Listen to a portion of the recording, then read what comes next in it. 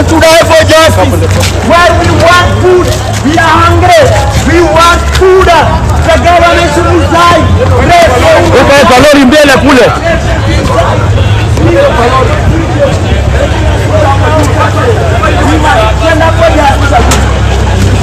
We must stand up for justice. Kill me, but we must speak out. We are under stress of oppressed nation. We want justice. The poor people in this country are dying. Poor people are dying. Poor people are dying. This nation is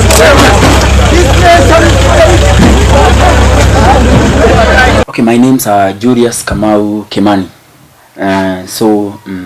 I was the man who was arrested on 7th was June for protesting outside the treasury buildings when the budget was being read or being presented.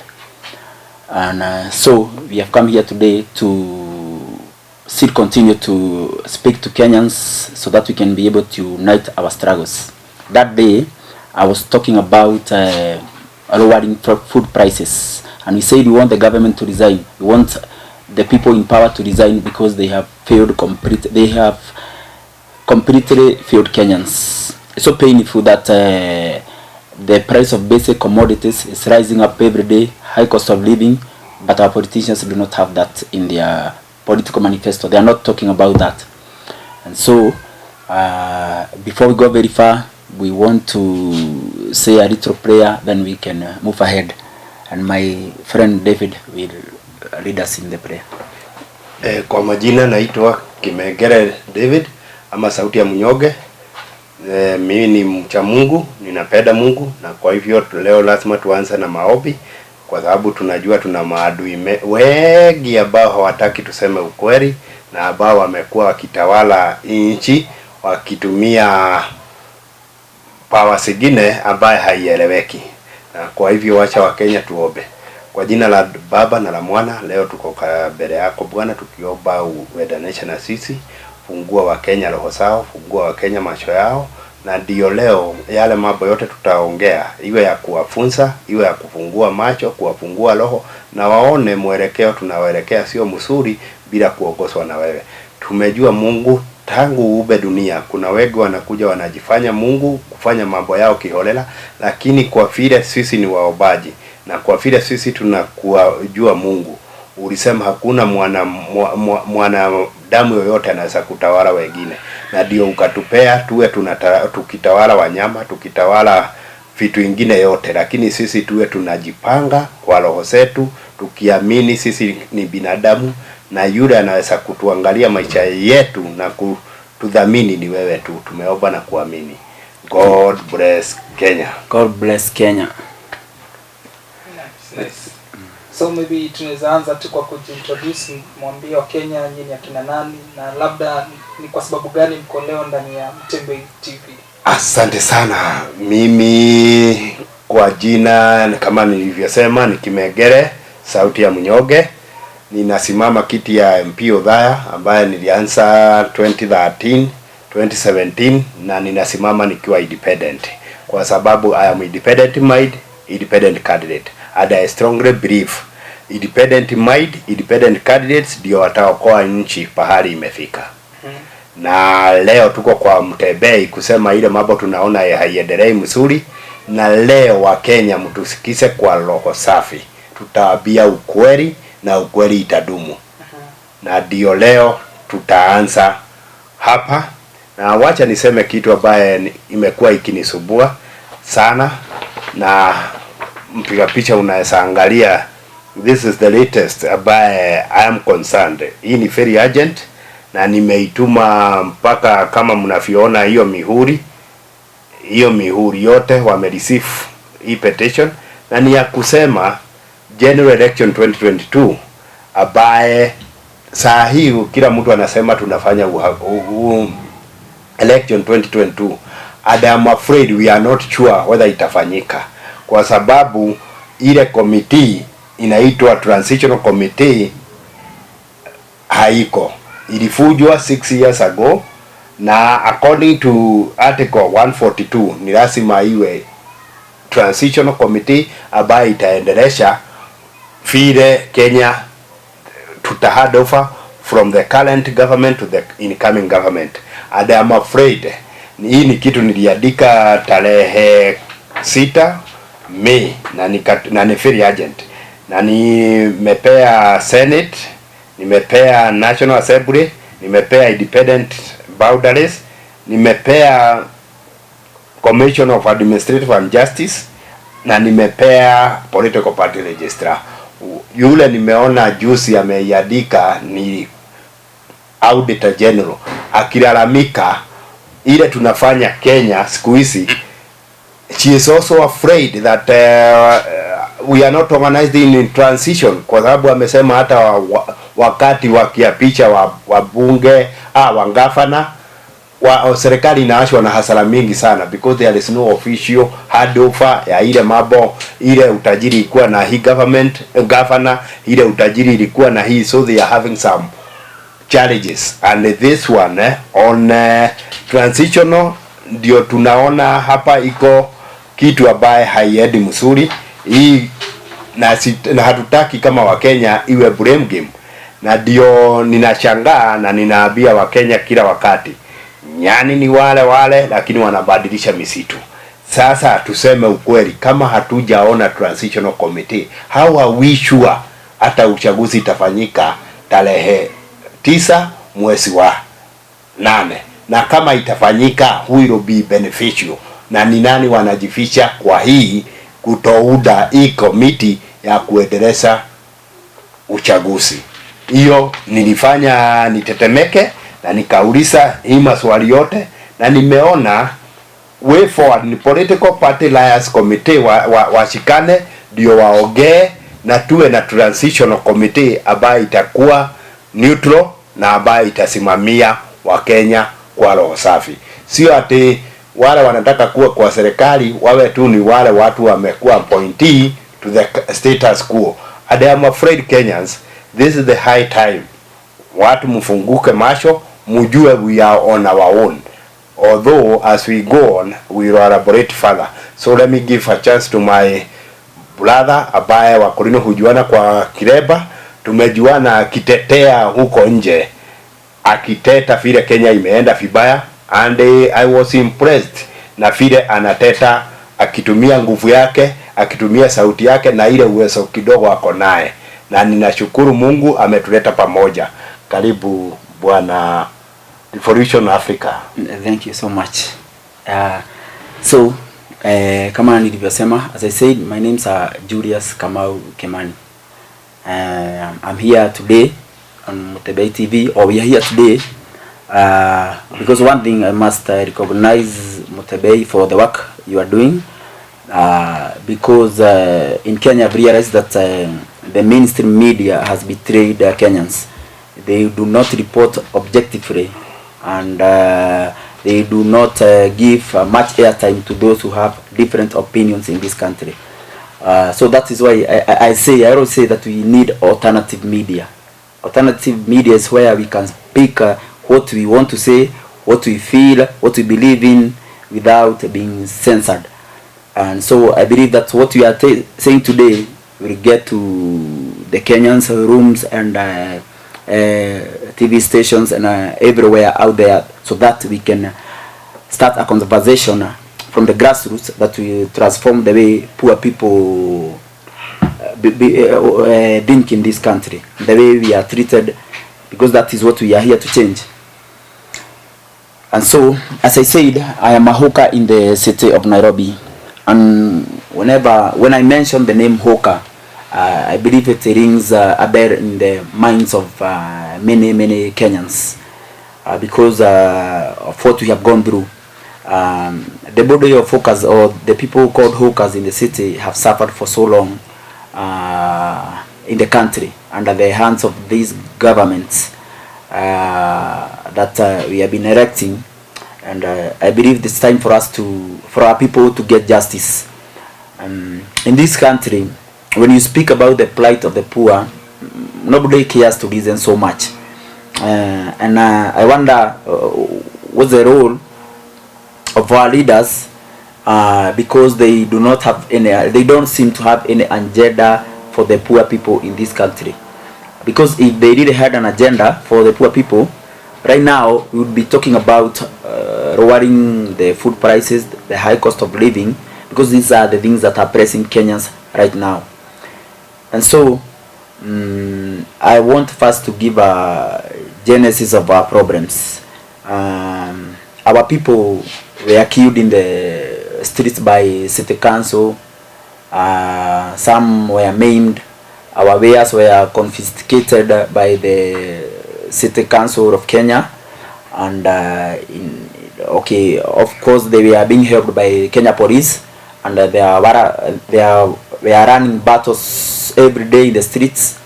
And though today those battles are not there, but those scars are still there. We are living with those scars today.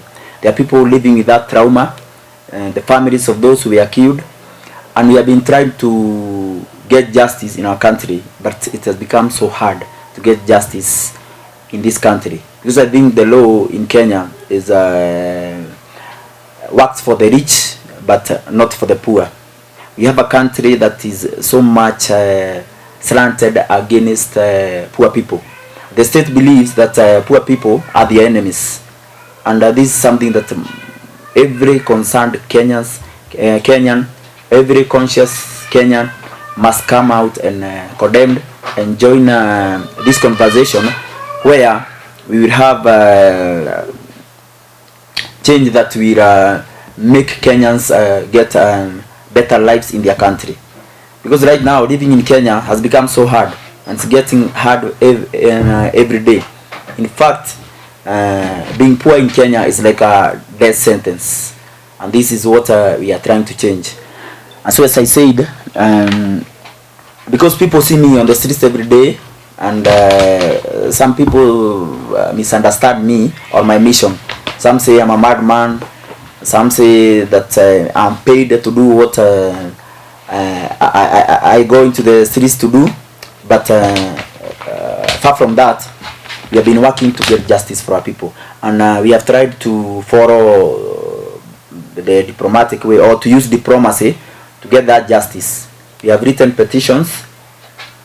We have petitioned the National Assembly, that is the Senate. We have a petition in the Senate. We have another petition that we have taken to the County Assembly. Of course, we have written to the President also, the President of Kenya. But all this that we have done, we have never gotten any feedback from our leaders. And so the problem in this country is that the systems have completely failed in this country. And we have tried to reach to our leaders, and it is on record, and I'm putting it on record, that these letters, I have given them to various prominent leaders in this country. And this why I'm telling Kenyans that we must come together and ask the deep questions, and we must demand for answers, because we are Kenyans and we deserve to live in this country. We are not begging for our rights, we are demanding for our rights.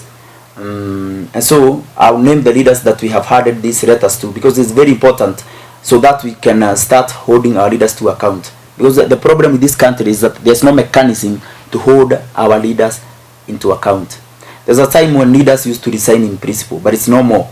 Today, a leader will do whatever they want, and no one will. They don't know that. They are sure that no step will be taken against them, and that is why they get arrogant and unconcerned about the plight of the people who elect them into power. And so, these letters. There's one letter that we have written to the governor of Nairobi, and Kananu, and I have personally handed this complaint to the governor, complaining about the refusal by the county assembly to listen or to debate our petition. And here I'm calling on all concerned Kenyans, lawyers out there, people who are really concerned about justice and know that what we need to save this country is to talk about justice, equality, freedom, and issues that will change the lives of the poor Kenyans. And so I've also added this letter to Raila Odinga, who is a candidate, presidential candidate in this election, for the coming election, but we did not get any feedback from him. I've also given this letter to Mwangi Kionjori, the former CS. I don't know if CS for, okay, I can't remember, but he was a former CS. I've also added this letter to Mother Karua, and I thought because she is she deals with matters concerning justice, I thought that we would get help from her, but still we are waiting. We have not gotten any help from her. I've also added this letter to Kimani Wamatangi. I've also added this letter to the governor of Muranga. That is what is his name? Mwangwa. Not Mwangwa. Senator, the senator of Muranga Senator, I'm sorry. Kangata, Irongo Kangata. I've given this letter to him so that he can andike barua. He is well known for writing barua. Kangata wa barua. Na pia yeye kwa sababu alikuwa Senate. But tukiangalia hizi barua zote tumepea leaders, they have not given us any feedback. So that's why I'm telling Kenyans we are on our own. We are completely on our own. That is why I'm saying let us come together, reason together, and think together, and get ourselves out of this mess that our leaders have created for us, because it is us who elect them. The Constitution says that sovereign power belongs to the people, and if sovereign power belongs to the people, we must be ready to exercise that power. When we lose our fears, they lose their power. We have to start a conversation whereby we will see that the issues that we put on the table are attended to, and if they are not attended to, then we will have a very serious problem in this country. Maybe tu nikikuuliza, okay, mbona unatetea wa Kenya? Sababu gani una feel unatetea wa Kenya? Ni kipi kinakusukuma sana hadi utetee wanyonge hapo nchini Kenya? Ile kitu inanisukuma sana, what drives me is that I know one thing, one painful truth about this country, that we have been living one big lie. This nation has never been free. If you look at the situation that we are in 58 years after independence, you don't need any rocket science to know that we are not free. Our country is still not free. Africa is still not free today. Colonialism never really ended. This is what I've been telling Kenyans. We are still being colonized. We are still under the British crown. The colonialists never really left. And that is why our leaders treat us the way they treat us. The same way our fathers were treated by the colonialists, is the same way we, the poor people in this country, are treated by our leaders. In fact, our leaders are not leaders as per se, but they are business people. Politicians are business people, and the tragedy is that they do business with our lives. It's a very tragic thing that we must come out and condemn and resist. And another institution that I blame so much for failing Kenyans is the church. The church has refused to come out and speak the truth. Because I've always wondered, why is the church silent about matters concerning corruption? Why is the church silent about matters concerning tribalism? Because where there is tribalism, we can never get justice. We will never get justice as long as tribalism is the reigning power in this country. Or if we refuse to address tribalism, we'll never really get justice. Because tribalism is what feeds corruption.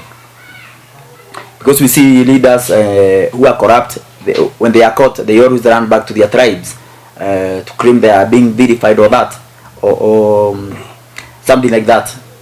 So I've been telling Kenyans, let's come out and destroy tribalism, and this will have to come from our hearts, deep from our hearts. To destroy tribalism, we will have to come out and see the damage that tribalism has caused to this country. In fact, the leaders who are in power were elected because they evoked emotions, tribal emotions in this country, so that they could get to power. And it's very dangerous right now where we are heading, because if we do not stop that trend, this country will burn, and it will be very hard to stop maybe the war and bloodshed that will come out because of the mistrust that we see between the political protagonists in this country. Je, unahisi nchi yetu ya Kenya inaendeshwa na msingi ya kikabila? Kwa sababu ikifika wakati kama huu unapata lazima mtu fulani atoke sehemu fulani, lazima huyu atoke sehemu fulani ndio mambo ikuwe sawa. Unadhani ni kwa nini? As I said, the reason is simply because we have never been free. A free man has got a right to opinion, but here poor Kenyans do not have any right to opinion. In fact, we treat poor Kenyans as inferior. We think of them as inferior and incapable of doing anything for them. We cannot listen to them. We cannot see that they have a mind of their own. And now the people themselves have failed completely to see through the lies of the political class. And now it's time we open our eyes and see the lies that these people use. Tribalism is a disease of the mind. Tribalism is a state of the mind. Tribalism is a ploy which politicians use to perpetuate themselves in power. And so that's why I'm urging strongly that we must come out and condemn tribalism. And tribalism in fact is hate or hatred, and it's hatred that drives this country. And that's why there is violence every time we have an election, because when you hate your brother on the grounds that they come from a different tribe, people will do anything to spite them and to put them down. And the tragedy is the politicians always take advantage of this situation, and the leaders are not ready to address this issue, because if they did, it will bring the whole system down. The whole system will collapse. Nice. Maybe Mheshimiwa David, tukuja kwako. Asante sana. Tunafahamu kwamba wewe ni mgombea Uhuru wa kiti cha Odhaya bunge. Yes. Maybe tueleze tu ni kwa sababu gani umeamua kusimama kiti cha ubunge haswa Odhaya, wakati tunafahamu huko ni place ama Mheshimiwa Moi Kibaki former president alikuwa mbunge pale. Una feel to kiatu kitakutosha wewe? Na maybe utuambie sababu gani umeamua kugombea kiti pale. Asante sana. Kwanza wacha niseme nimesalimia watu ya Odhaya kwa roho mkujufu, kuanzia Getoiga pale Gula kwenda mpaka Kaliko, kuteremka Iliaine kwenda mpaka Kalema. Nimewasalimia kwa moyo mkujufu, kwa roho safi. Na sababu kubwa ya kusimama kiti ya Odhaya, in fact, let me say, it started in 1992. I was barely only 14 years. Na ndio kama mwenzangu vile amesema, na ningetaka Wakenya waangalie, this is the face who will change Kenya. The two, if you want revolution, if you want change, a better change, in fact you will find it here. Kama umesema, ndugu yangu amesema he is among the poor people who their prices are not addressed. Ni kweli amesema he is poor. Kulingana na vile amearticulate issue ile inauma sisi, is this a poor man? Per se, he is not poor man. The problem here, I have something with a lot of concern. Na ndio ukiniuliza kama nitatosha kwa kiatu ya Kibaki, ninasema nitatosha na tena nitaitisha ingine, ni kwa sababu this is what Kibaki have seen long time ago, wakati alikuwa anasema shida ya Kenya ni management of our resources, shida ya Kenya ni management of our economy. Kama jamaa yangu amesema ni maskini, lugha naye safi ya Kiingereza, kama wafira wa Kenya wengi wamezoea kusema Kiingereza as if ndio itakuwa wanageji wengine, naye he is very fluent, amearticulate issue yake mzuri. Sasa tukuje upande ya udhaya. Udhaya watu wengi wamesoma, wako na majani chai, walikuwa wanategemea masiwa, walikuwa wanategemea kahawa. Tangu Kibaki atoke kwa uongozi, I can tell you without fear of contradiction, masiwa ambaye aliwasha Mkenya yoyote pahali yako, kwa sababu yeye hakuwa tribalism, and he is my mentor. Na ndio udhaya ninawasalute. They know how to identify their leaders and they protect their leaders. Kwa sababu tumekataa na Kibaki tangu aingia udhaya. Mimi tu tulikuwa tunaambiwa, mnajua election inatoka, tunaenda tunachagua Mwai Kibaki bila kupewa pesa, bila intimidation, bila kuambiwa lazima tupewe pesa. We have done that. And the issue here is, if we manage our economy, if we focus on our country and we get pride that we were born African, we were born Kenyans, everything will change to the positive. Ukiangalia kama vile ni tanje kidogo, during Kibaki era, majani chai tulikuwa tunapeleka, tunapewa bonus. Tulikuwa tukipeleka tukijua the coming bonus tutapewa pesa fulani, kwa sababu we have been, alikuwa amefungua hata benki, ikikuja kukuambia inataka kukupea pesa kidogo, inakuonyesha the aggregates ya ile kilo unaweza kuwa naye na the prospect they want at the end of the year. Saa hii sasa ni mwezi wa 5, hata hatujui ni kilo pesa ile tunauza majani chai nje. Ukiangalia masiwa ambaye tulikuwa tunalinga naye, the people who have killed KCC ambaye ilikuwa ya serikali na wakati ya Kibaki alikuwa ameinua. Now in fact, let me say this without fear of contradiction. Saa hii mama yangu akiuza masiwa yake kwa hao watu wamekuja kuua hii institution zilikuwa za serikali, ananunua masiwa yake 34 shilling. Nikimpigia tu simu nimwambie, "Mam, nitakuja na watoto wetu saa 8." Masiwa yake anapeleka asubuhi. Nimwambie tu nitakuja na saa 8 na niko na watoto ama na mgeni, ataenda kwa supermarket kununua the same milk at the 120. Ile amenunuliwa kwa shilingi 34. So who is fooling who? Na ndio tunasema wa Kenya, leo tumekuja hapa kuambia ukweli kinagananga kama wenzenu. Kama tuko na hii platform ya kusema ukweli. Kama mamangu asubuhi ameuza masiwa yake 34 shilling. Mtoto yake akiingia saa 8 ananunua the same masiwa 120. Na hii yake atalipwa mwisho wa mwezi, hii anaenda kununua kwa supermarket.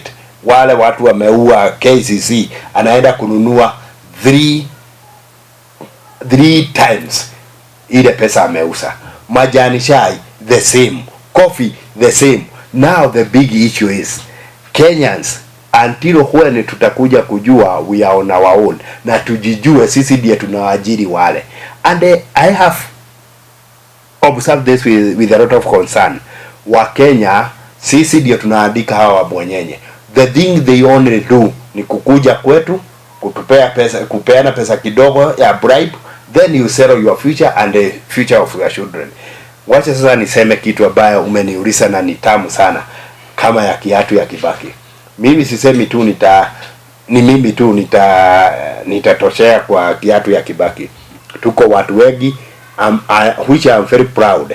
Tangu niingie, I am very proud ni introduce freedom ya wa Kenya kuingia kwanza kiti ya udhaya, kwa sababu wale walikuwa wamefikiria Kibaki akitoka watakuwa ni higher status quo, walete watu yao waendelee. Hiyo tumemaliza. As we are talking now, we are more than 10 candidates in udhaya, ambaye mimi nikianza 2013 nilipelekwa mpaka Kingongo siku 8. Umesema kitu ya maana sana ambayo ningetaka watu ya udhaya wajue, hata mwenzangu asikize how people have been driven to believe that MPD yako na kila kitu. Mimi nikiuliza watu ya udhaya wanichague, mimi siedi kuambia I know it all.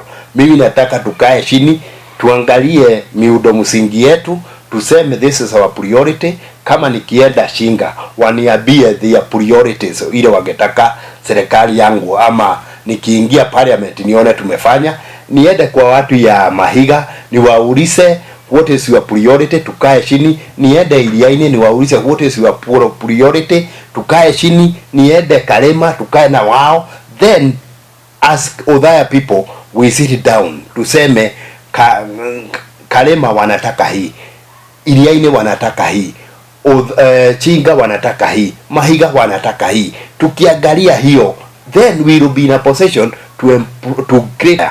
Wacha niseme kitu ambaye ningetaka Wakenya wajue, na tena watu ya udhaya sana sana. Huyu Kimegere mnaona hapa, I am a hawker by profession and I am very proud hawker, kwa sababu mimi nilisema yule mtu nitaogopa akiniambia kitu ni nyamaza kama inaniuma roho, pengine ni yule atakuja jioni akute nimelala, apige mlango nisikie ndio Kimegere mumekula. Huyo mtu nitajua ananijali, lakini sio mtu wa kuniita mkutano anipee 200 alafu ninampigia makofi ati aende akijua it no. And I'm telling Kenyans and the particular people of Udhaya, huyu Kimegere mnaona hapa, mimi wameniuliza where I have been, kwa sababu mimi ninakuja wakati ya election mwisho nikiomba kura. This is the vacancy ndio inatangazwa, and lazima nikuje nitoe document zote, and then I present myself to you people so that you can select from the others. Lakini niwaambie ukweli ya Mungu, my competitors ambaye nimesikia wakitajataja na ambao wanadharau Kimegere sana, nimesikia wengine wakienda kwa media hizi kubwa wakisema during the other previous member of parliament, kilasi moja ilikuwa inatengenezwa na milioni 4. Saa hii wanasema wao wanatengeneza na milioni 1. But the fact is they are portraying hizo pesa za Udhaya zilikuwa zinatumiwa jia baya. Niambie watu ya Udhaya na niwaambie bila kufisha, we receive more than 116 million every year ya kudevelop Udhaya. Exclusive TVT, TVT, hii pesa inapeanwa na serikali ya kupeleka mtoto akimaliza form 4, ukitaka kumpeleka college, there is money ambayo inaletwa na serikali. Nikisuguka tu Udhaya wakati nafanya campaign, they are saying wanataka tu kuchagua mtu kwa sababu atawapea pesa ya basari. Yes, utamchagua kupea pesa ya basari. Pesa ya basari fund is in the constitution. It's not a right. It is there. It is your right. It's not a privilege. It is there in the constitution. Na hii mambo ingine ni wauliza wa Kenya na watu ya Udhaya wakati mnachaguana. And this is time we must bring in a lot of independent people, independent mind in assembly, governor, hata senate. Ni kwa hii sisi tunafikiria habari yenu bila tashwishi, bila kufinyiriwa, kwa sababu tunataka mjue ukweli, so that when you go and make choices, you make the best choices. Watu ya Udhaya, my competitor, one of them was chairman ya CDA for 5 years. That's during Kibaki. The other ambaye ni newcomer, he was there during the second during the previous in 2013 alikuwa chairman wa CDF. So 116 million, they know how they use it, how they misuse it. I may say this kwa sababu ile mambo mingi sana wanataka kusema ni basari kutengeneza barabara, nimeona ikiwekwa ulimi. Ebu ni waulize wa Kenya na watu ya Udhaya, 116 million ndio inaingia Udhaya. Ikiingia Udhaya is enough to create employment. Ile wa Kenya watu ya Udhaya wako na shida, a lot of potential kwa hii ya Badea Regis iko huko. Sisi ndiye tunatoa maji, ikienda Murang'a ama we supply water na millions of metric inaenda Mombasa bila kutumiwa every day. Mimi nilikuwa ninawaambia wa Kenya na tena watu ya udhaya, ni mkinipea hii kazi, I promise the youth nita provide 1000 jobs every month. I have experience. I have been in Malaysia, abaye kila mtu akisimama anasema anataka Kenya iwe kama Malaysia ambayo tulikuwa naye in 1967. Nimewahi kukaa Malaysia for 1 year na nikiwaambia wa Kenya I can bring what I learned from Malaysia to Odhaya. Let me say this, they must brief me, kwa sababu hata wamesikia president wa Asimio akisema iya knowledge anatumiaga ya Malaysia. Niseme ukweli na niwaambie wa Kenya ukweli, I was surprised when I was in Malaysia that they use blueprint ile iliandikiwa Kenya 1967 na ndio wanatumia mpaka wa leo. Na ndio nikiwaambia I can bring the change in Kenya, brief me. Sahi tukiwa na a member of parliament ama CS akitaka kwenda Malaysia, they just go for 1 week seminar or 3 days seminar na wanaenda kwa hoteli. Mimi I had time to explore the whole country. Niko na experience for the last 3 years, although sitaki kuisema sana because I went in exile kwa sababu ya kusuburiwa na wale watu wanafikiria hii Kenya ni yao, waibe mashamba ya maskini ofyo ofyo, which nitataja. I have been in Norway. I have stayed in the most democratic country on earth, the safest country on earth, ambayo inaitwa Iceland. Iko na watu 350,000 people. They have everything. Their agents are working, democracy, na hakuna rate ya wananchi kukosa kazi, and they are members of NATO. Then nilikuwa najiuliza for the 3 years nilikuwa nakaa na wao, this is a small country of 350,000 people. What they don't have ni military tu, lakini hiyo ingine yote is functional. Nikajiuliza na Kenya, we are there, many people, hardworking people, potentially watu patriotism, na ni shida yetu ni nini?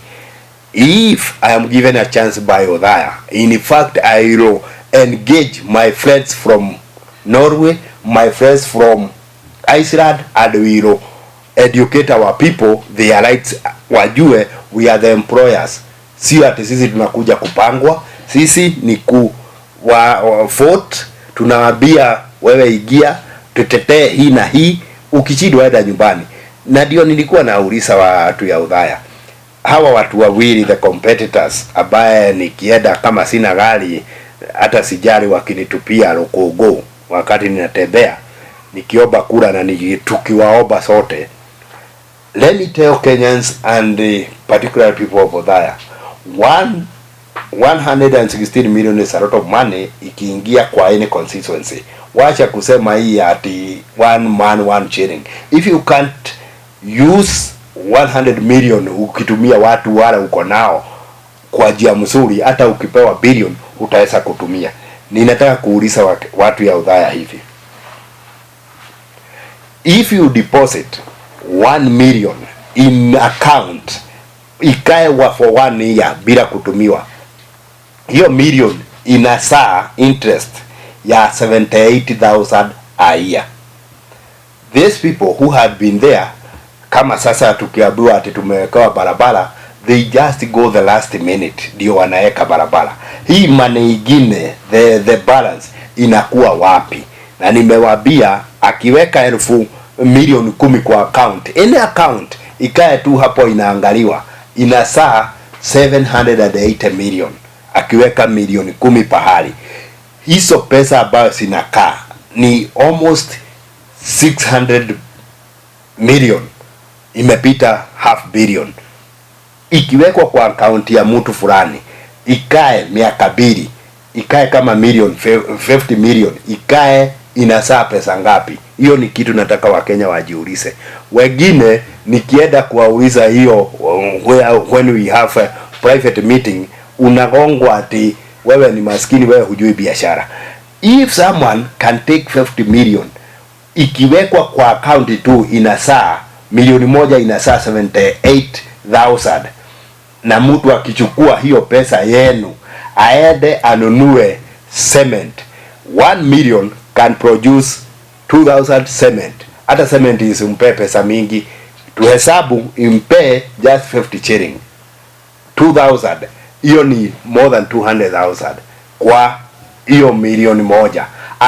Akitumia milioni yenu 10 ama 50, na hiyo pesa ambaye atapata kwa cement, ama wengine ambao wako na biashara ya rangi, anunue na hiyo pesa yenu, akiitumia they will make millions, na hakuji kuambia hii account yenu tuliweka pesa imesaa hivi na hii ni mali yenu, sasa tuongeze what we get from the government, ndio kesho nikitumia kwa barabara this other amount tunaweza itumia ku create employment kwa youth.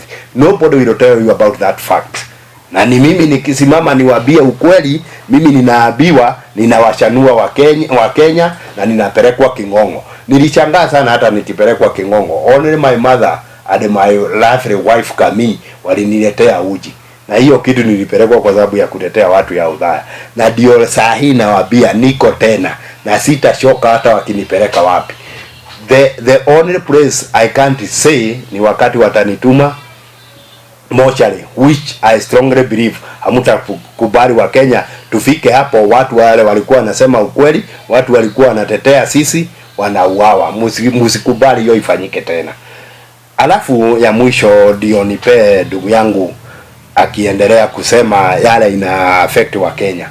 Watu ya udhaya, nimewaambia ukweli ya Mungu, kila msasi anang'ang'ana sana apeleke mtoto yake shule, ndio kesho apate nafasi ya kazi. Saa hii kama Kimengere, mimi nikipeleka mtoto yangu shule, ninampeleka ndio kesho awe MP, awe MCA, awe governor.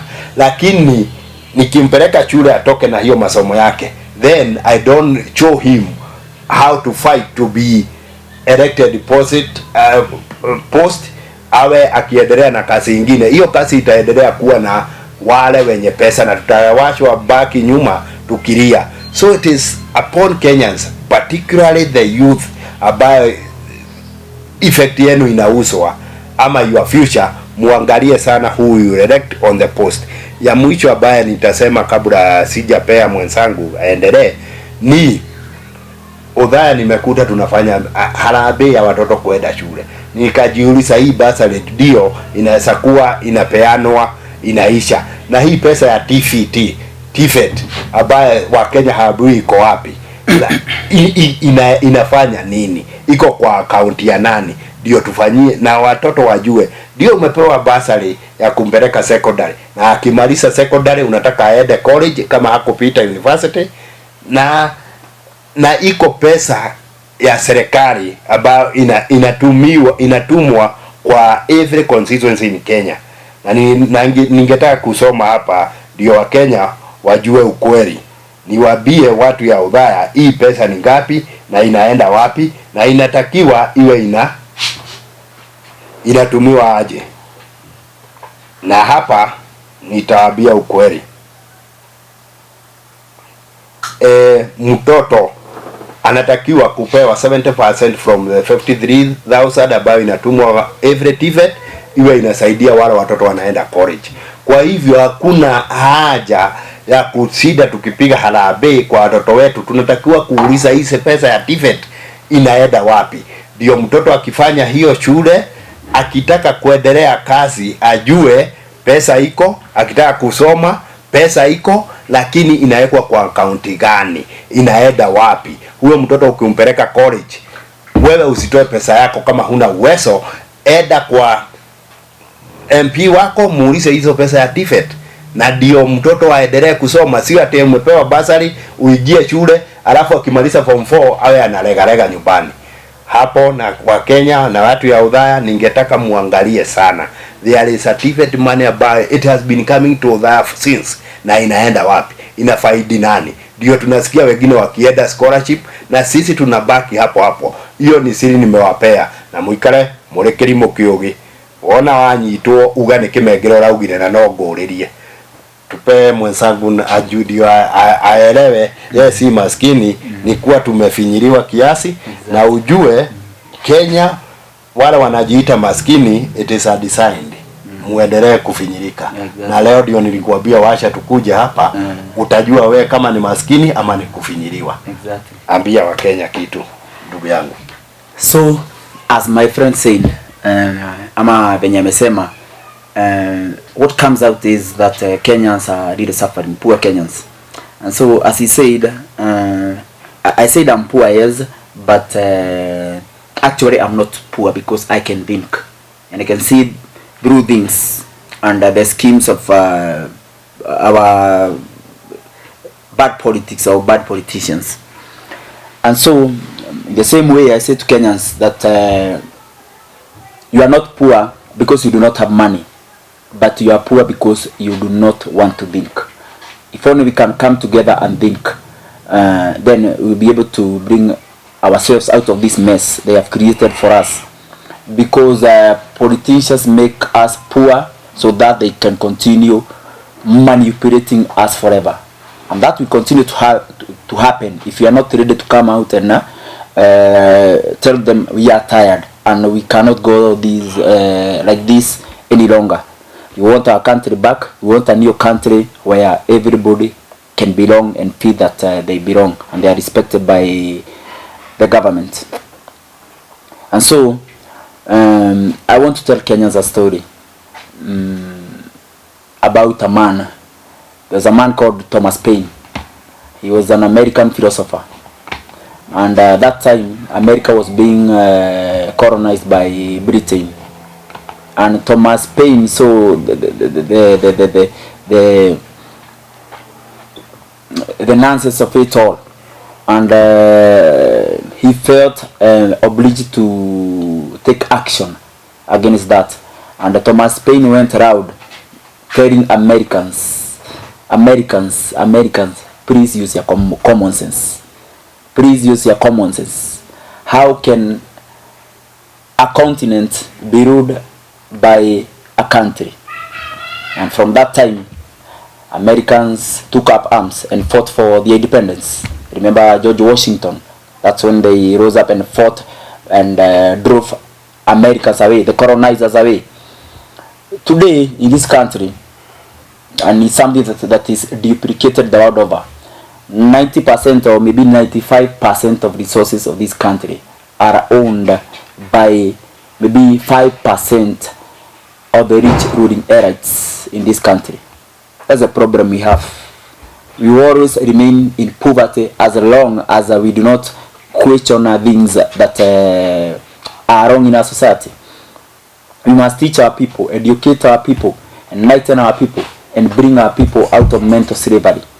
The worst form of oppression is the oppression of the mind. The worst form of poverty is the poverty of the mind. So ideally what we must do is that we must come together as sober people, conscious people, all conscious people. We don't even need 1 million people to do this. Just maybe 100 people, 200 people who are deeply concerned about the way our nation is going, and we will see that we need to address these matters from the root cause. And the root cause of our problems is what happened in 1963. And that's what I've been telling Kenyans, that a terrible mistake was committed in 1963. The people who are ruling us are the home guards, the people who were fighting on the side, or rather who were on the side of the white man, where our fathers were in the forest fighting for independence. So they betrayed the freedom of this country, and yet they took over the reins of power in 1963. That's a problem that we must address now.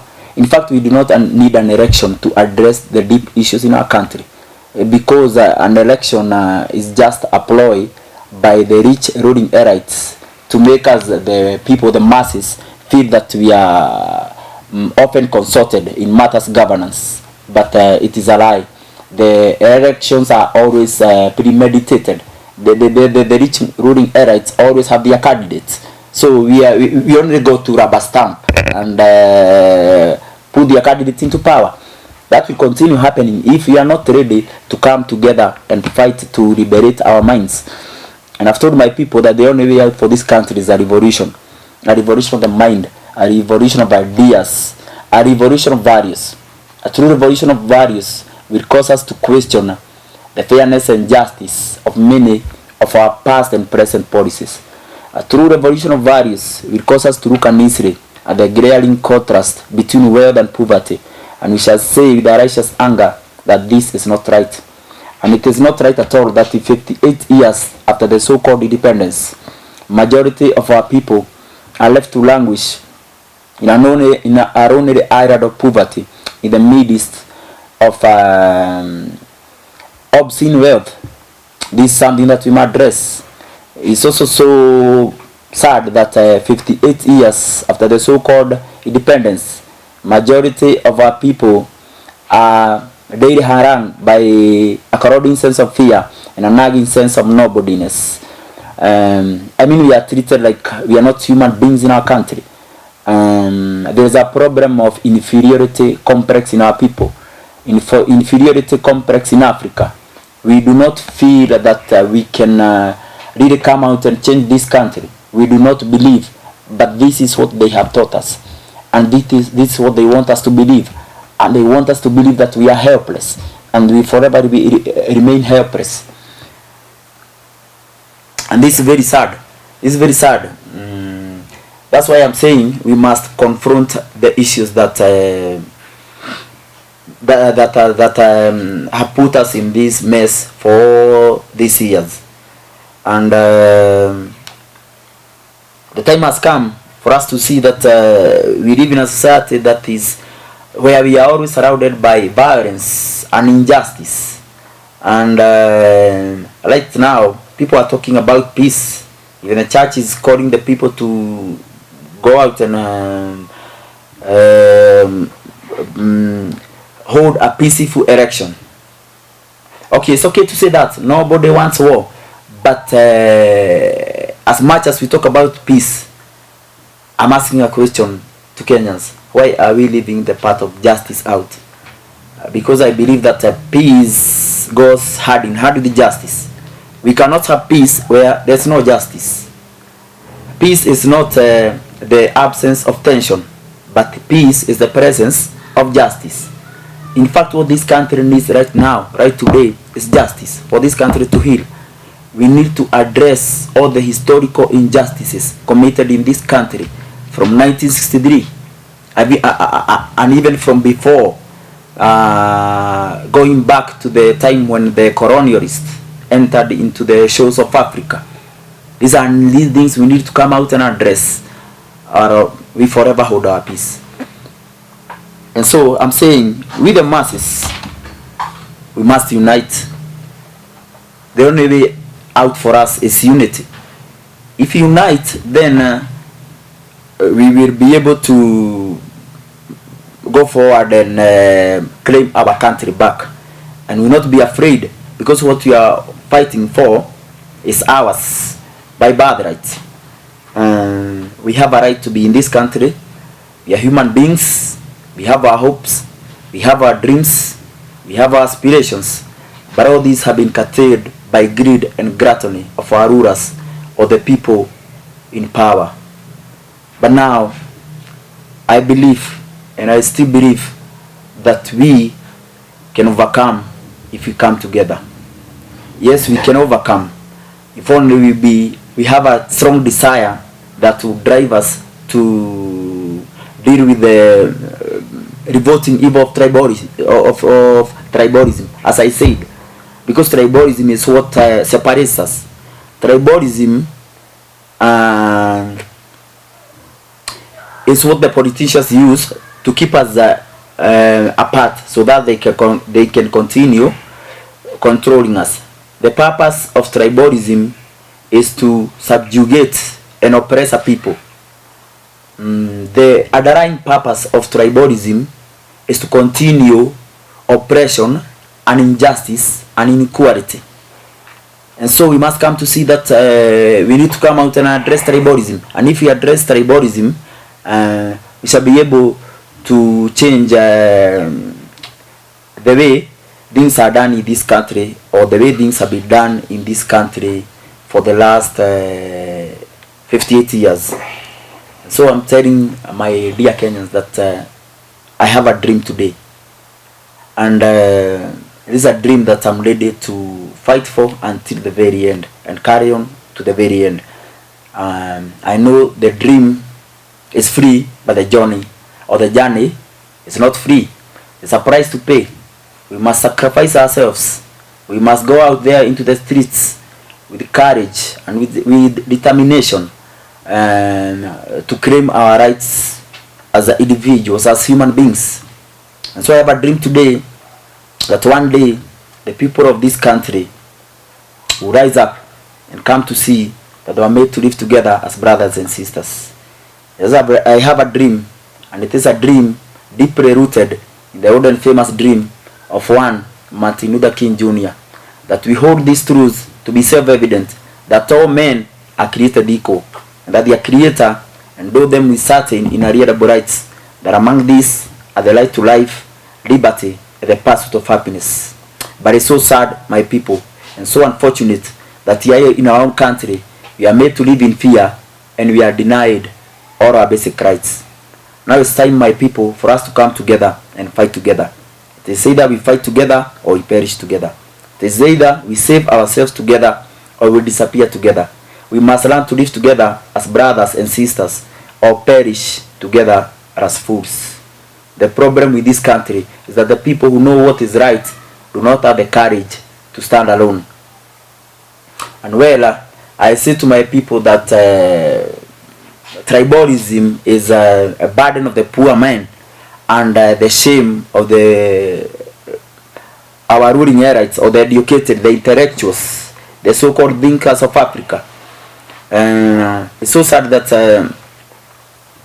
we have allowed this revolting evil to continue for so long without having the courage to face it and to address it.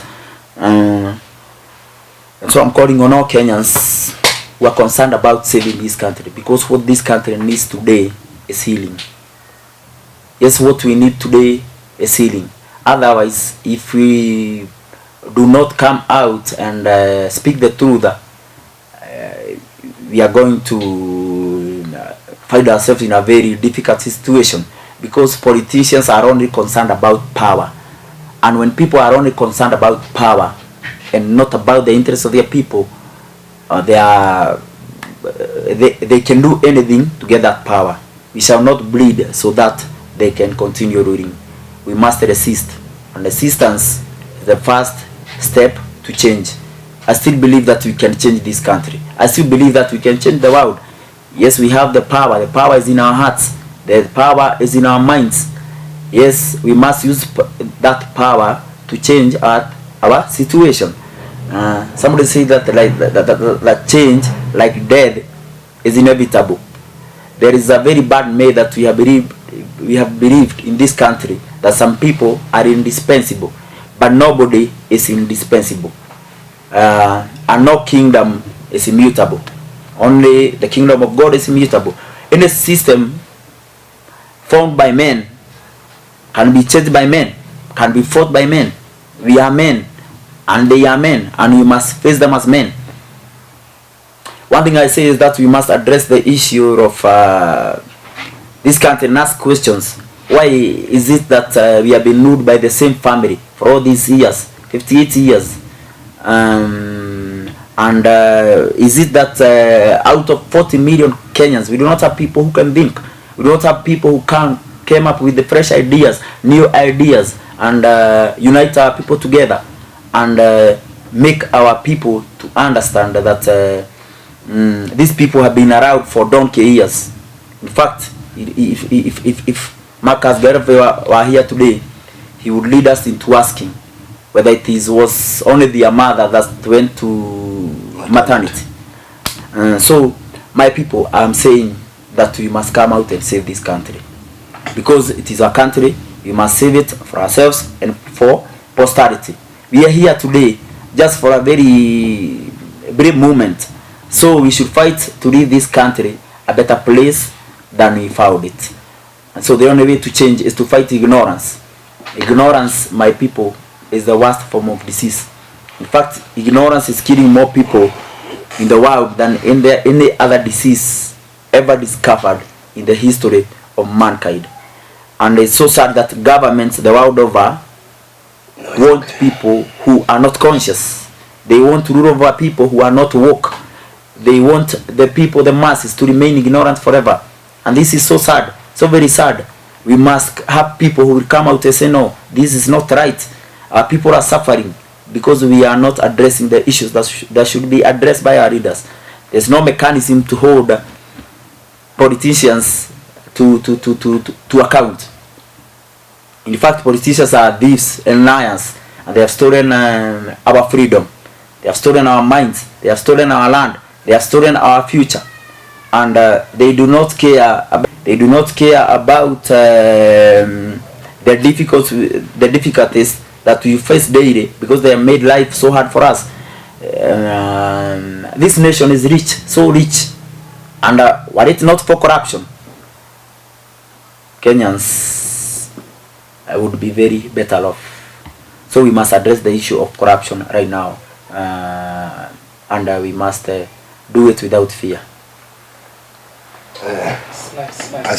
Very nice. Asante sana kwa kuambia wa Kenya ukweli na kuambia politician ndio wanahadha, lakini sio wote. I am there to replace the good people. I am there to represent the good people. I am there to replace the bad people.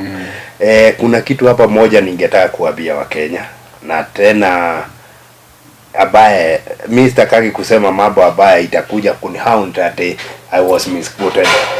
I want to tell the Udaya people, hii mambo nimewaambia ya TVET, niwaambie hivi, as a matter of fact, all technical training institution countrywide require minimum of 56,400 Kenya shilling per year as tuition fee for any course at any level, diploma, certificate or artisan.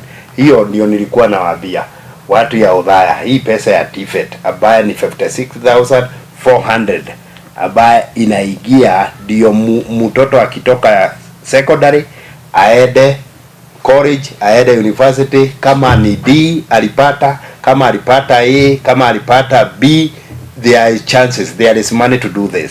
Hiyo government mtu anaitishwa 56,400 per tuition. Hiyo ndio inapeanwa na serikali. Sasa the government upon admission inapea kila trainee 30,000 Kenya shilling ya kwanza. Kwa hivyo trainee anatakiwa atafute only 26,400. Hiyo ni kumaanisha 8,800 per term. Na kama msasi hawezi akapata hiyo, serikali inapeana help loan ya 40,000 ambaye ukipewa 40,000 unatoa ile mzazi ametoa 26,400, unabaki na institution ya kukiria 13,600.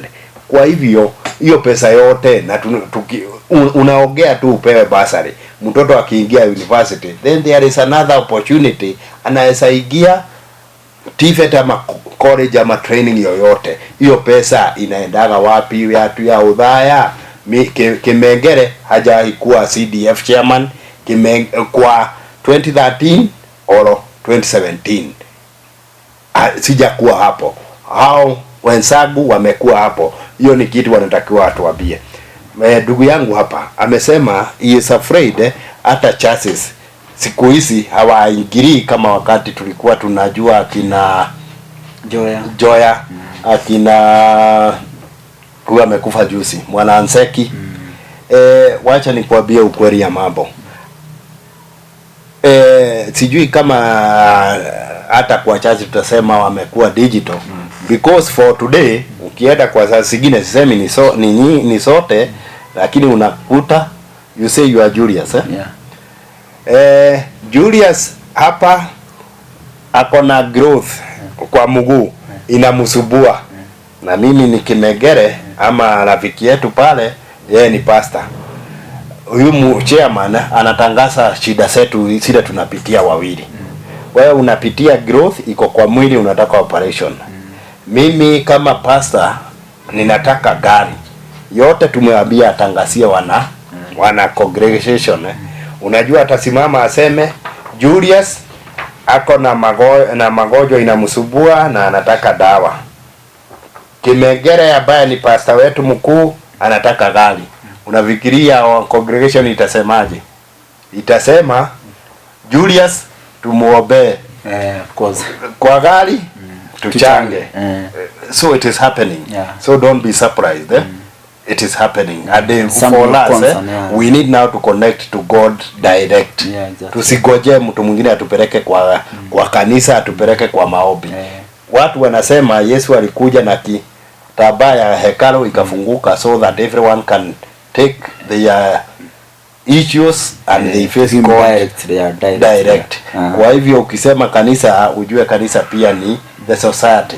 And the society we are reflect from parliament to churches. So hiyo isikutie wasiwasi. Iwe ni mcha Mungu. Omba Mungu atupe direction.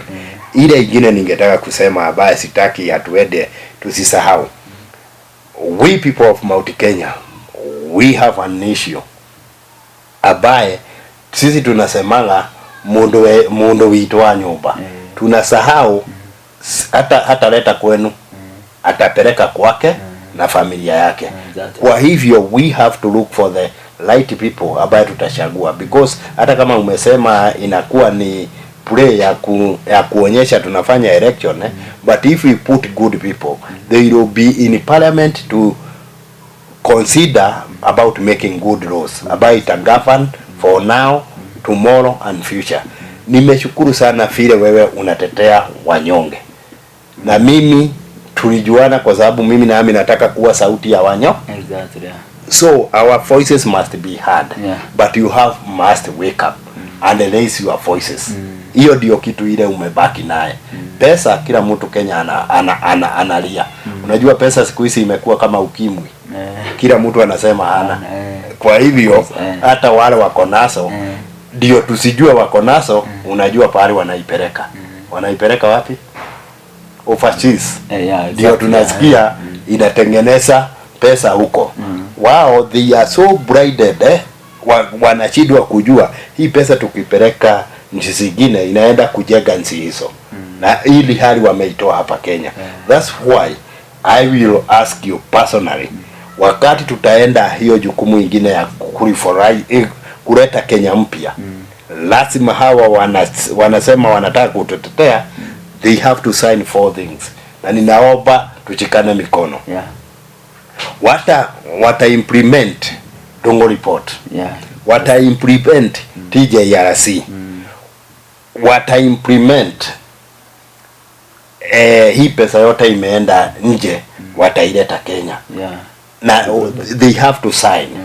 Alafu hii pesa yote ambao iko nje, watu wabie nchi fulani imeshika pesa hizi fulani, so that we as Kenyans we can ask for them our money ipelekwe treasury ama central bank, ndio tuwe tunaifuata hapo. Lakini tusiwe tunaambiwa story hiyo. That's a key, kwa sababu umeteta pesa, umeteta na pesa tunaambiwa iko nje, umeteta hali ya justice until we realize as Kenyans hivi the best prison ambao unaweza peleka mtu ni make sure he doesn't understand he is in prison. Exactly. Kwa hivyo Kenyans they don't understand they are in prison. Na ndio unaona wa Kenya hawa MPs wakijifanya they know it all. Ati wewe ukimchagua because he has money anajua kila kitu. Hawajui. Sisi ndiye tunataka tuwafunze. Na umeona hiyo mtu yangu? Alafu kuna kitu moja ambaye ningetaka Wakenya waelewe. Kwanza hii watu wanajiita Mlima Kenya. We are now interconnected. Kwa ile kitu itakuwa inatupiga now and then. And this is my humble request kwa watu ya Mlima Kenya. Tumetegwa. Ukienda UDA imepeana Vice President ama running mate kutoka Mount Kenya. Ukienda Azimio imepeana Mount Kenya. And I am telling this without fear of contradiction. I like Kimatha Wangari. Amekuwa reformist. but I have one problem with her attitude, which she must change. Mother Karua, when I was away in exile, we used to talk. Nikipiga simu wakati ya kuongea hali ya BBI, tulikuwa tunapigania simu na your team. But since ni come hapa ndio tuungane mikono, you went mute. Hachukui simu, hata nikiandika message ambayo ni critical. They don't respond. So this tells me, and the result which I find is disgusting. Nikipiga simu when I was away in diaspora, they take. And we discuss issues. When you come here, when you need them most, ndio mcombine the effort, they become semi-god. Wanaingia klasi ingine. So the issue you have inapotelea hapo. You get frustrated. So I'm not afraid to say, and this goes to Mother Karua. Please, Madam Mother Karua, listen to us. We have experience. Hata kama hatujakuwa kwa serikali, we have experience, we have ideas. So don't classify us. Tusikize. Don't be controlled. You know power corrupts. So I don't expect her to be the semi-god. And I am afraid when she was voted by Raila Amolo Odinga, aliwekwa mtego moja, akapewa justice Fabari, aliwaambiwa atakuwa. I am convinced inside me, His Excellency, the commander-in-chief today, was not impressed by this, because they know Mother Karua, whom she is. Na hii ni mtego. Yes, you will be used to fight the current now the government. Utaweza. I am afraid utapiganishwa na watu yako, because utakuwa umefungwa macho na hii Azimio. Utaona you will be fighting your ndugu, abaye saa hii what I expect them to do ni kuenda kukaa kwa mesa Uhuru Muigai Kenyatta, Amolo Odinga, Mother Karua, waseme then that you will get the government. And we have messed Kenyans when we were sitting with my friend Ruto. Mutaangalia hii mambo namna gani. If you find us, we have messed this country, we are ready to submit this to you na turudishe so that we heal Kenyans. Lakini saa hii hawaongei, hawakai, and I am suspecting that's why His Excellency Uhuru Muigai Kenyatta tagu mother awekwe aliingiza uoga, haedi kwa campaign, because that was not his choice. Pengine alikuwa anataka watermelon kwa sababu ni kigeugeu. But I am asking Mother Karua, please Mother Karua, let us work together.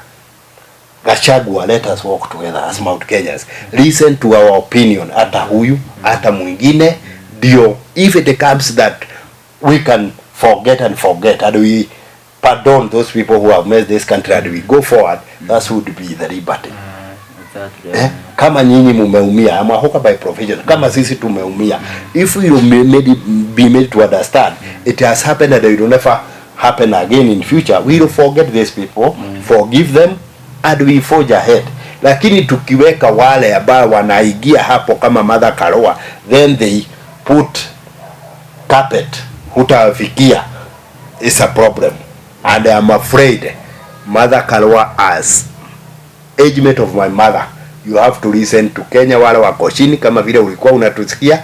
Lakini the way I see you are going, soon you will be goddess, na utakuwa semi-god, na hauta deal na problem yetu. Wale evidence siko kama pesa wameweka Ulaya, bring the money back. But sisi tusikize what we want for this country, because see at justice tu wapeleke kotini. If we can heal our country, we will forge forward, and we will forget and forgive those people who have made this. Then we show them the truth. That's godly. Kitu ingine ambaye ningetaka Wakenya wajue, kuna pesa tulikuwa tunateta sana ya BBI. Hiyo pesa niliandika, ile pesa yote imetumiwa vibaya. Auditor General atangazie wa Kenya ni pesa gapi, ndio at least tujue the money which was being misused by BBI, kwa sababu ilianguka. Na wengi kama sisi Na ndio ninasema Mother Karua, I'm looking upon you. You lead the nation with transparency, with honesty, lakini sio semi god or goddess, kwa sababu hii pesa kama ilitumika vibaya, wewe ulikuwa kwa laini tukipiga BBI na ulienda mpaka kotini. So when you tell others like Ruto walifunga BBI na sasa umeingia kwa Azimio, are you going to face this with the transparency? Kwa sababu ulikuwa unateta. Yes, BBI ilianguka na tulikuwa tunateta, and we are in the same boat. Wakati tulikuwa tunateta BBI imalizike, wewe kama utakuwa Chief Justice ama kama utakuwa the running mate, hii kitu usiwashe ipotelee Mother Karua, kwa sababu pesa nyingi ya Kenya ilitumiwa. Pesa nyingi ilitumiwa kiholela. Iko wapi? Na sasa umeingia kwa wao. So I'm afraid you might be just a status quo where unawasaidia, and that's why I'm afraid umemeswa na hiyo jia umemeswa. He have said, my friend here has said that alikuletea barua wewe, utaifanyia aje? Mimi nilikuwa mstari wa mbele. I am the author of no BBI, no referendum, mpaka public participation iwe iko hapo. Mother Karua, kama utaingia, na ninaomba muingie, na sisi we keep you on your toes. This is another letter I wrote to the Independent Electoral Commission about anomalies. You have been here. Nyinyi, we uko na bahati umeangukia hiyo kiti ya DP ama running mate. Anomalies ile siko, ile inawagusha watu ambao tuko na ideas. We have strength. We have nothing behind our back ya kutuzubua. Tunataka kusaidia wa Kenya. Anomaly keep happen hapa, hiyo viti mtaendelea kugawanya aje? Ama utakuwa mmoja wa kumeswa na hawa? I am afraid something has happened. Umekuwa kwa serikali, wengine ambao tunakujua, we are afraid unaweza pia goma kwa hii government and you walk away. You have done it before. You have done it with Kibaki. Now how sure ati wewe hutakuwa goddess ya kutofanya vile sisi tunatarajia, if you are not talking to us, if you are not listening to us? Hapa niko na barua nyingine. Everybody in Kenya is complaining about watu wale wako na integrity issue wasisimame. Hii ni barua, I have quoted them, imepita mpaka kwa Osman na wakaandika hao watu wasisimame, na nimewaona kwa Azimio, nimewaona kwa UDA. Kama mama unasaidia wengine ambao wameteseka, wajue namna gani, wafike hiyo kiwango namna gani. I am saying this without fear that I am afraid, Mother Karua, you are creating a class ambayo itakuja kusubua wa Kenya in the future.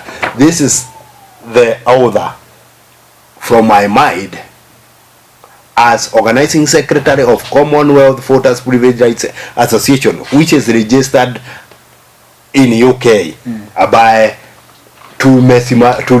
tulisaidiana na akili na tukasimamisha BBI. Na sasa vile umemeswa na uko upande ule wa Azimio, BBI issue utaifanya namna gani? BBI issue, I have raised a very heavy thing about smearing iko between ya president na deputy wake. It is affecting Kenyans. Na nilisema hii on 2nd July 2020 is not very good for the country. Na wewe kama mama umeigia, ujue tubo inatoka mshabi, mwisi ama anamurogi. Na wewe ni mama. Hawa watu wote umewasaa. Kama contribution ile utaleta ni nini? Up to now I have not heard you saying kama justice, kama mama, hata kama hawa vijana watatoka kwa kasi, that's His Excellency President Uhuru Kenyatta and his deputy, at least wakae chini tujue hata wakitoka ofisi hawatakuwa na hii bitterness, personal issues wako naye. Kama mama unafanya namna gani? I have written to you, I have talked to you about the country. Please don't just look the way other people are looking the country. Wewe ni mama, umetusaa sote vile tumesema. Hata huyu ni mtoto yako. mimi ni mtoto yako, huyu ni mtoto wako. Kama tutakosana, utaendelea kusema huyu ndiye utapenda. So I am praying hawa watu wote wakae chini, at least tujue they just differ on policies, lakini sio vile personal wako, kwa sababu it will haunt Kenya for a very long time to come. Hiyo ni maoni yangu, na ningetaka pia na wewe uwaambie hawa watu bila uoga. Yeah, exactly. Yeah, what we should fight for first is for the institutions to work, because when institutions fail, as my friend has said, that is when we are left to the people worshipping our leaders, because it becomes that to get services we must go through our leaders to get what we need, and that is what has destroyed service delivery in this country. That is why I thought that, in my honesty, taking this petition to Parliament, that Parliament would have received our petition, debated it, and they see that justice is done for our people, because justice is indivisible. Justice anywhere is a threat to justice everywhere. If at all this petition had been debated, then our people would have gotten a platform where they would get to articulate their issues that press them in a very open way. That's what we have been agitating for. That's what we are fighting for. Let Kenyans get a place where they can present their issues and be able to hold our leaders to account. So as leaders are going around campaigning, using their billions, others rewarding people with money, let us face them with something solid, that this is what we want you to do for us. And I'm very disappointed, because as for me, they have failed, because our petitions have have refused to be debated. So that's why I'm saying we don't even need an election, because if they cannot debate a petition by people whom have elected them to power, it means already they have betrayed our trust. That's one thing that we must talk about and repeat again and again and again, because if we allow it to happen, it will be a trend that will continue in this country, and we shall not be able to have any change among people who really need it, because the people who really need this change, people who really need to see the country working, are poor people, so that they can be able to afford the basic necessities of life, so that they can be able to have a guarantee that the country will not go whatever violent way, that will have violence, that people will be able to know that they are certain that the systems are not slanted against them. Kwa hivyo ndio mimi nilikuwa nasema hizi vitu zote tulipatia viongozi wetu, inafaa tujue venye tutapata majibu kutoka kwao, how we get response from them, because we need this response. We need to hear what is their stand on this, because hii kitu ni lazima ianze mahali, somewhere. It must start somewhere, and it must start with someone. So as for me, mimi sikuwa nafanya hivi kwa sababu ya interest zangu. It's not about my own interest. It's about the lot of people who are like in the streets of Nairobi. In fact, Nairobi is becoming chaotic every day. If you go to Nairobi today, it is not like a civilized city. Like if you compare with other developed cities, you hear of even places like not very far, but places like Rwanda. Their cities are being run in a very healthy way, in a very smooth way. So that is why I'm saying that we must get to the bottom of this. Ni lazima tujue majibu ya viongozi wetu kulingana na hizi maneno.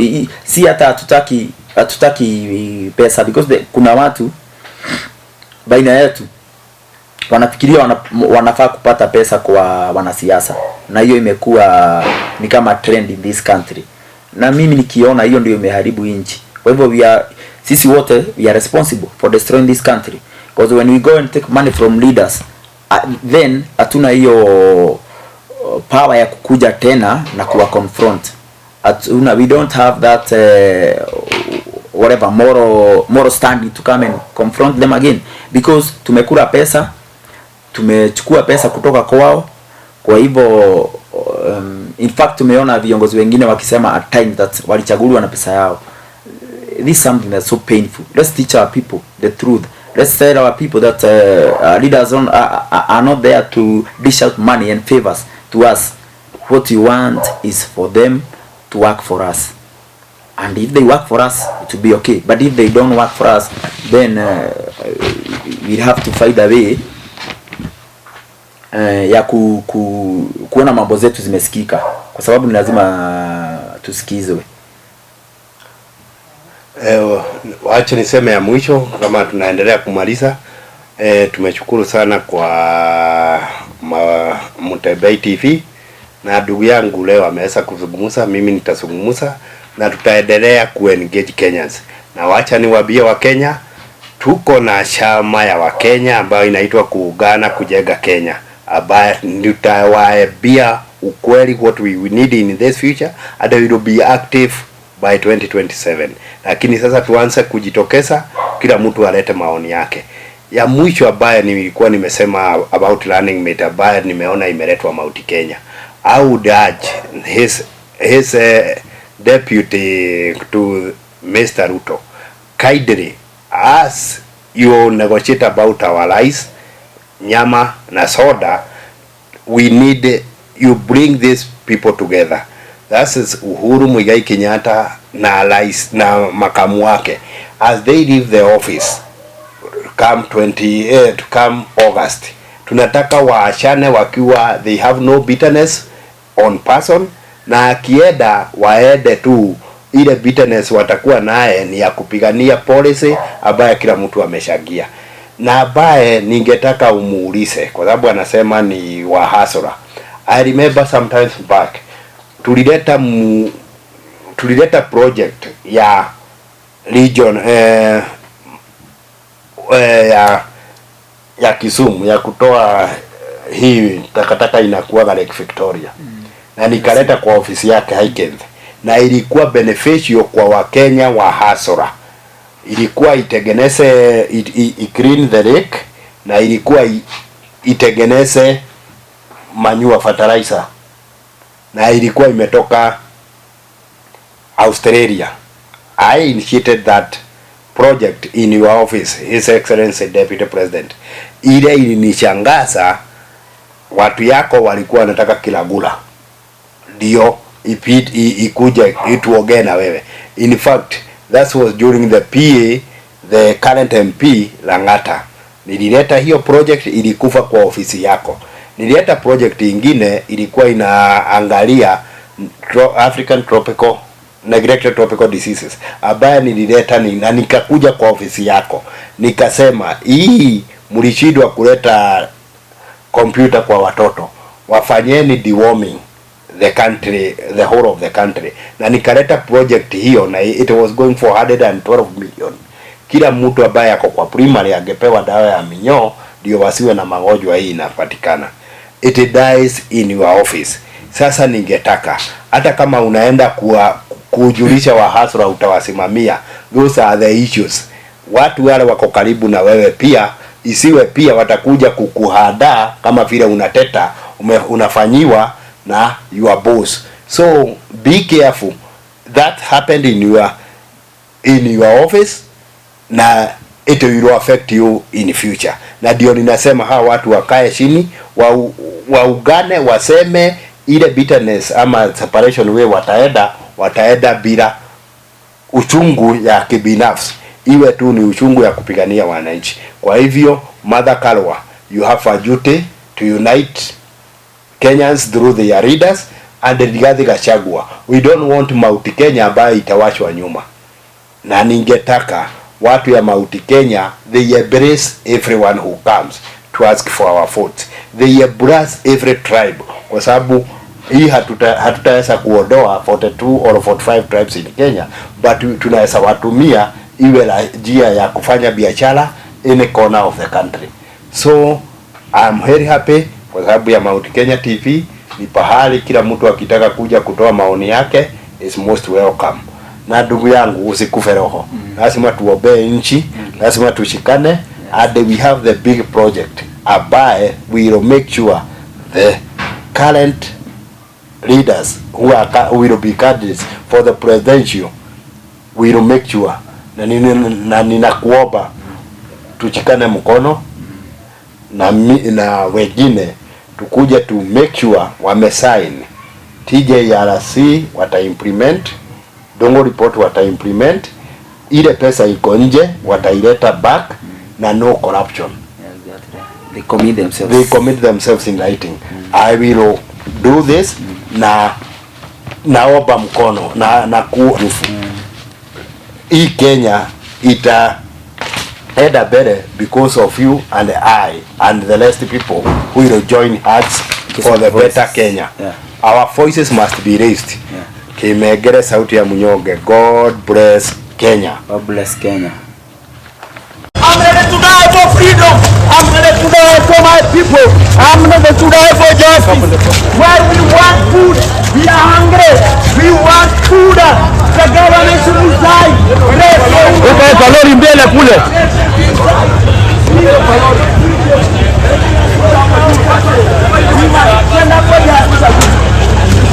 We must stand up for justice tonight.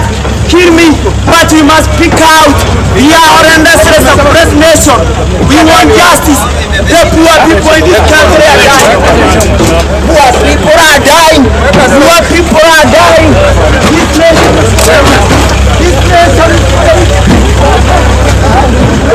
Wamama wenzangu, so far tumefikisha 350k kwa akaunti yetu ya chama. Tufanyaje na hizi pesa zetu? Naona tununue vitenge zinafanana. Vitenge. Hapana, tununue sufuria za non-stick. Sufuria. Tununueni curtain. Ai, wamama wenzangu, vote tununue kaploti. Kuna watu wanauza plots na nyuki. Na nyuki? Hebu tuwapigie simu watupe uhondo. Hello. Thank you for calling Optiven. How may we assist you? Can we get a plot with 350,000 in Nanyuki? Yes, you can get a plot at the Great Oasis Gardens in Nanyuki today for as low as 349,000 shillings. There is starring possibility.